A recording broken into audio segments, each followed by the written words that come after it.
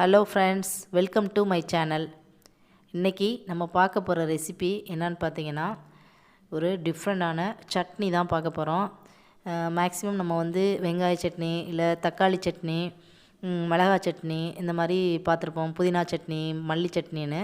ஆனால் இன்றைக்கி நம்ம பார்க்க போகிற சட்னி வந்து கேரட்டில் எப்படி சட்னி செய்யலாம் அப்படிங்கிறத பற்றி பார்க்க போகிறோம். ஸோ வந்து கேரட் வந்து உடம்புக்கு ரொம்ப நல்லது. அதை சில பிள்ளைங்க இல்லை சில பெரியவங்களே வந்து கேரட் சாப்பிட்ணுன்னா எனக்கு வேணாம், இனிப்பாக இருக்கும் அப்படின்னு சொல்லுவாங்க. ஸோ வந்து அந்த மாதிரி சாப்பிடாதவங்களுக்கு இந்த மாதிரி டிஃப்ரெண்ட்டாக வந்து ட்ரை பண்ணி, சட்னினா மேக்ஸிமம் நைட்டில் எல்லாருமே நம்ம டிஃபன் தான் சாப்பிடுவோம். ஸோ வந்து இந்த மாதிரி சட்னி மாதிரி பண்ணி கொடுத்தீங்கன்னா நல்லா விரும்பி சாப்பிடுவாங்க. அந்த இனிப்பு தன்மை வந்து இருக்காது நம்ம சட்னியாக அரைக்கும் போது. ஸோ வந்து வாங்க அந்த மாதிரி ஒரு சுவையான சட்னியை நம்ம எப்படி ரெடி பண்ணலாம் அப்படின்னு சொல்லிட்டு பார்ப்போம். கேரட் வந்து ரொம்ப உடம்புக்கு நல்லது. விட்டமின் ஏ சத்து இதில் இருக்குது. கண் சம்மந்தமான எல்லா பிரச்சனைகளுக்குமே இது ரொம்ப நல்லது. இப்போ பாருங்கள், அதுக்கு தேவையான பொருள் என்னன்னு பார்ப்போம். ஒரு 100 கிராம் கேரட்டை துருவி வச்சுருக்கேன். ஒரு அரை மூடி தேங்காவை பல்லாக எடுத்து வச்சுக்கலாம், இல்லை துருவியும் நீ வச்சுக்கலாம். ஏன்னா நம்ம வதக்கி தான் போட போகிறோம். ஸோ வந்து அதை எடுத்துக்கோங்க. ஒரு நெல்லிக்காய் அளவு புளி எதுக்காக சேர்க்குறோன்னா, நம்ம தக்காளி சேர்க்குறது கிடையாது. தக்காளி சேர்த்தா அதோட டேஸ்ட் வந்து வேறு மாதிரி போயிடும். ஸோ வந்து அதுக்காக தான் லைட்டாக புளி சேர்த்துக்கிறோம். ரொம்ப அதிகமாக சேர்த்துறாதீங்க, புளிக்கும். சின்ன வெங்காயமும் பெரிய வெங்காயமும் ஒன்றா கட் பண்ணி வச்சுருக்கோம். ஒரு 100 கிராம். ஒரு 4 பல் பூண்டு தோலை உரித்து வச்சுருக்கோம். பார்த்திங்கன்னா இப்போ முழு உளுந்து வந்து ஒரு டேபிள் ஸ்பூன் எடுத்து வச்சுருக்கேன். உளுந்து போட்டு நம்ம வதக்கும் போது வந்து அந்த ஃப்ளேவர், அந்த டேஸ்ட் வந்து நல்லாவும் இருக்கும். அந்த வாசனை ரொம்ப சூப்பராக இருக்கும். இப்போ வந்து காரத்துக்கு ஏற்ற மாதிரி வரமிளகாய் எடுத்துக்கோங்க. நான் வந்து ஒரு 8 மிளகாய் எடுத்திருக்கேன். நீங்கள் இன்னும் காரம் அதிகமாக வேணா கூட இதுவே நல்ல காரமாக இருக்கும். உங்களுக்கு நீங்கள் கேரட் எடுக்க தகுந்த மாதிரி மிளகாய் எடுத்துக்கோங்க. இப்போ தேவையான அளவு உப்பு. இப்போ இதை செய்கிறதுக்கு தேவையான அளவு எண்ணெய், கடலெண்ணெய் தான் நான் எடுத்திருக்கேன். மேக்ஸிமம் கடலெண்ணெய் இல்லைன்னா நல்லெண்ணெய் யூஸ் பண்ணுங்கள், அதான் நல்லது. இப்போ பாருங்கள், தேவையான ஜாமான்லாம் நம்ம பார்த்தாச்சு. இப்போ ஸ்டவ் ஆன் பண்ணிக்கிறோம். அடுப்பில் ஒரு பாத்திரத்தை வச்சுக்குவோம். இப்போ சட்டி நல்லா ஹீட் ஆகட்டும். ஹீட் ஆனதும் நம்ம எடுத்து வச்சு தேவையான ஆயில், ரொம்ப அதிகமாக தேவையில்லை. ஏன்னா நம்ம சட்னி சும்மா வதக்க தானே போகிறோம். அந்த கேரட்டு வெங்காயம் வதங்கிறதுக்காக ஊற்றினா போதும். ஸோ லைட்டாக ஒரு 50 மில்லி வரைக்கும் எண்ணெய் ஊற்றிக்கோங்க. இப்போ பாருங்கள், சட்டி நல்லா ஹீட் ஆயிடுச்சு. ஸோ வந்து ஆயில் விட்டுருக்கோம். ஆயில் நல்லா ஹீட் ஆகிற வரைக்கும் வெயிட் பண்ணுங்கள். நல்லா ஹீட் ஆகணும். இப்போ பாருங்கள், நல்லா ஹீட் ஆயிடுச்சு. இப்போ நம்ம எடுத்து வச்சுருக்க உளுந்தை அதில் சேர்த்துக்குவோம்.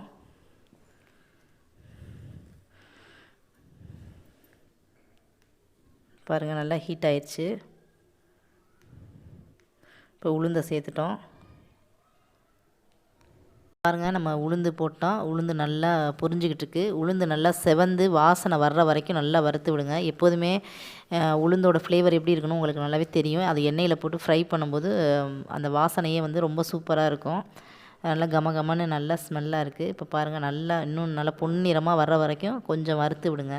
பொதுவாகவே எல்லா சட்னிலையுமே, துவையல் எல்லாத்துலேயுமே நம்ம அந்த உளுந்தம்பருப்பு, கடலைப்பருப்பு அதிகமாக சேர்ப்போம். அது வந்து அந்த வாசனையை வந்து இன்னும் தூக்கி கொடுக்கும், அந்த சட்னியாக இருந்தாலும். இப்போ நல்லா காஞ்சிருச்சு. இப்போ நம்ம எடுத்து வச்ச வரமிளகாயை அதில் சேர்த்துக்குவோம். அடுப்பை கொஞ்சம் லோ ஃப்ளேமில் கூட வச்சுக்கோங்க. இப்போ மிளகாயும் நல்லா வறுத்து விடுங்க. மிளகா வந்து பார்த்துக்கோங்க, வெடிக்கும் சமயத்தில். அதனால் மிளகாயை கிள்ளி போட்டால் நல்லது, இல்லைனா கவனமாக பண்ணுங்கள், மேலில் தைச்சிடாமல். இப்போ பாருங்கள், மிளகாய் நல்லா வறுபட்டுருச்சு. இப்போ நம்ம எடுத்து வச்ச புளியை அதில் சேர்த்துருக்கோம். முதவே சொன்னேன், புளி வந்து தக்காளி நம்ம சேர்க்காதனால தான் புளி சேர்க்குறோம். இல்லைனா அந்த கேரட்டோட ஃப்ளேவர் வந்து நல்லா தெரியும். இதெல்லாம் போட்டோம்னா தான் நம்ம அந்த கேரட் சட்னி மாதிரி அது இருக்காது, நல்லாயிருக்கும்.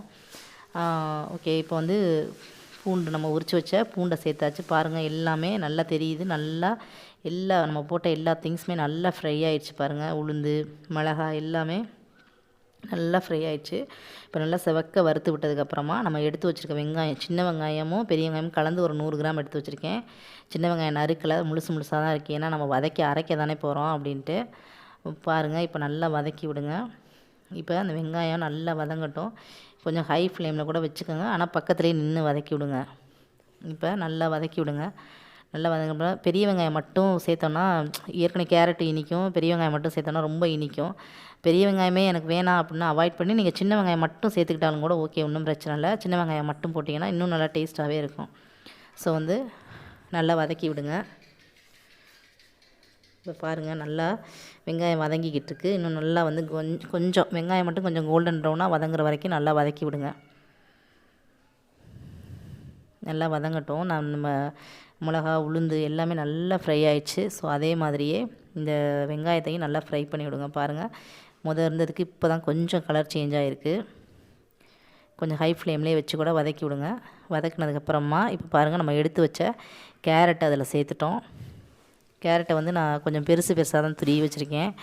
ரொம்ப நைஸாக துருவாதீங்க. நம்ம பொரியலுக்கெல்லாம் துருவுற மாதிரி துருவிடாதீங்க. ஏன் அப்படின்னு சொன்னால், அதில் நம்ம பொரியலுக்கு துருவி வைக்க நைஸாக துருவி வச்சுருப்போம். அதில் தண்ணி கொஞ்சம் அதிகமாக வர மாதிரி இருக்கும். இந்த மாதிரி பெருசாக துருவிக்கிட்டிங்கன்னா அதில் தண்ணி வராது ரொம்ப. ஸோ வந்து இந்த மாதிரி கொஞ்சம் பெருசாக துருவிக்கங்க. நல்லா வதக்கி விடுங்க. ரொம்ப நேரம் இது வந்து நம்ம சாப்பிட்றது மாதிரிக்கு இதெல்லாம் வதங்க தேவையில்லை. அந்த மாதிரி வதங்கினா அது வேறு மாதிரி போயிடும் டேஸ்ட்டு. ஸோ வந்து லைட்டாக அந்த பச்சை வாசனை போகிறதுக்காக தான் அதை வதக்குறோம். அதனால் லைட்டாக ஒரு 5 மினிட்ஸ் மட்டும் வதக்கி விடுங்க. வதக்கிறப்ப இப்போ லேசாக நம்ம தேவையான அளவு உப்பு சேர்த்து ஒரு மூடி போட்டு கொஞ்சம் மூடி வச்சு லைட்டாக வதக்கி விடுங்க. ஒரு 5 நிமிஷம் வரைக்கும் வதக்குனிங்கன்னா போதும். ரொம்ப ஹை ஃப்ளேமில் வச்சிடாதீங்க, தீஞ்சு போயிடும். ரெண்டாவது அப்புறம் பொரியலுக்கு வெந்த மாதிரி ரொம்ப வெந்து போயிடும். ஸோ அந்த மாதிரிலாம் இல்லாமல் லைட்டாகவே வதக்கி விடுங்க. நல்லா கிளறிக்கிடுங்க, இல்லைனாக்கா அடி பிடிச்சிரும். பாருங்கள், நல்லா போட்டதுக்கு இப்போ நமக்கு வித்தியாசம் தெரியுது. கொஞ்சம் நல்லாவே வதங்கியிருக்கு. கிண்டிக்கிட்டே இருங்க. பாருங்கள், நல்லா வதக்கி விட்டுட்டோம். இப்போ கேரட் வந்து ரொம்ப நல்லது. ரெகுலராக அந்த டயட்டில் இருக்கவங்களாம் வந்து கேரட்டை அதிகமாக சாப்பிட்லாம், உடம்பு வெயிட் லாஸ் பண்ணுறதுக்கு. ரெண்டாவது கேரட்டை வந்து நம்ம சாப்பிட்டோம் அப்படின்னு சொன்னால் தொடர்ந்து இந்த புற்றுநோய் எதிர்ப்பு சக்தியெல்லாம் இதில் இருக்குது. ஸோ வந்து கேரட் எடுத்துக்கிறது ரொம்ப நல்லது. வாரத்தில் 3 நாள் வந்து நம்ம ஒரு கப் கேரட்டை தொடர்ந்து சாப்பிட்டுட்டு வந்தோம்னா ப்ளட்டில் இருக்க கொலஸ்ட்ரால்லாம் கம்மியாகும். ஸோ வந்து கேரட் வந்து ரொம்ப நல்லது. மேக்ஸிமம் பிள்ளைங்களுக்குலாம் நல்லது. பிள்ளைங்க சில பேர் சாப்பிடுவாங்க, பெரியவங்க தான் இனிப்பாக இருக்கு வேணான்னு சொல்லுவாங்க. இப்போ பாருங்கள், நம்ம எடுத்து வச்ச தேங்காய் அதில் சேர்த்து நல்லா வதக்கி விடுங்க. ரொம்பலாம் வதங்க தேவையில்லை. ஒரு 2 நிமிஷம் வதங்கினா போதும். அதனால் அந்த மாதிரி பெரியவங்க சாப்பிடாதவங்களுக்குலாம் இந்த மாதிரி சட்னியாக ட்ரை பண்ணி கொடுத்தீங்க அப்படின்னு சொன்னால் குழந்தைங்களும் சரி பெரியவங்களும் சரி என்ன சட்னின்னு நம்ம சொல்லாமல் ரெடி பண்ணி வச்சாலே அவங்களால கண்டுபிடிக்க முடியாது. அந்த அளவுக்கு நம்ம வந்து இதில் பொருள்லாம் சேர்த்துருக்கோம்.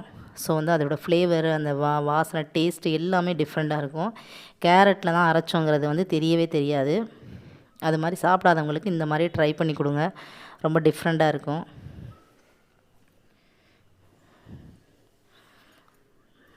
பாருங்கள், இப்போ வதங்கிடுச்சு ஓரளவுக்கு. ரொம்ப நம்ம வதக்கி விட வேண்டாம், இந்த அளவுக்கு வதங்கினாலே போதும்.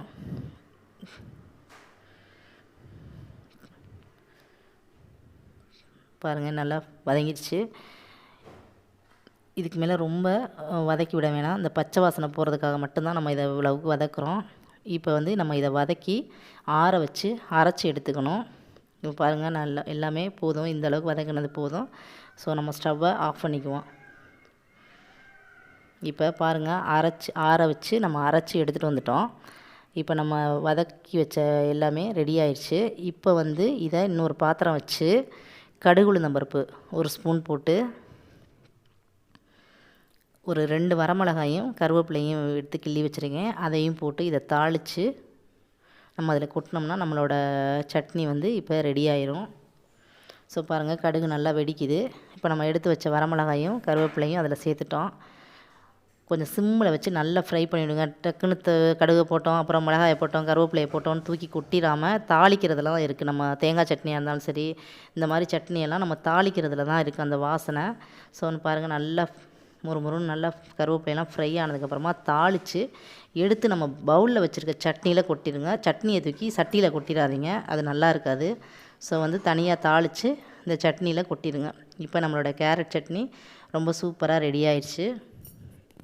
பாருங்கள், சுவையான முறையில் நம்ம ஒரே மாதிரி சட்னி செஞ்சு பிள்ளைங்க கேட்பாங்க, வீட்டில் பெரியவங்களும் கேட்பாங்க, எப்போ பார்த்தாலும் ஒரே மாதிரி சட்னி அரைக்கிறீங்க அப்படின்னு. அந்த மாதிரி கேட்குறவங்களுக்கு இது வித்தியாசமாக இருக்கும். ட்ரை பண்ணி பாருங்கள் ஃப்ரெண்ட்ஸ். நீங்களும் ட்ரை பண்ணி பார்த்துட்டு கமெண்ட் செக்ஷனில் கமெண்ட் பண்ணுங்கள்.